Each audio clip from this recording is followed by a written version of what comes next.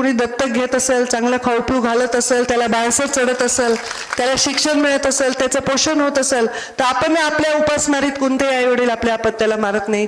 त्यावेळी माझी अडचण अशी होती की मी इलेक्शनला पडले होते. आर्थिक माझी एवढी क्षमता नव्हतीच, कारण मी ना तुमच्या चहाची मिंदी, ना कुणाच्या टेबला खालून, ना टेबलावरून मी कधी पैसे कमवण्याकडे लक्षच दिलं नाही. माझा एक व्यवसाय आहे, तो चालू आहे, तिकडून काढू मी इथे घालत होते. मग माझी अशी परिस्थिती झाल्यानंतर मी ठरवलं की यामध्ये बँकेला सहकार्य करायचं. सगळ्या डायरेक्टर बोर्डांनी बँकेला सहकार्य करायची भूमिका घेतली, कारण पर्याय नाही आहे. लिगली भूमिका ती योग्य होती.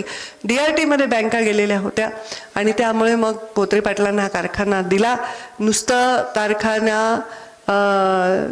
त्यांना दिला नाही, तर त्यांनी आता ज्या कारखान्यामध्ये बदल केलेले आहेत त्याच्यानी कारखान्याची कॅपॅसिटी डबल कॅपॅसिटीने हा कारखाना आपण चालवणार आहोत. यावेळी जवळपास 13 लाख टनाची आपल्याकडे नोंदणी झाली, बरोबर आहे, आणि 10 लाख टन गाळप करण्याचा आमचा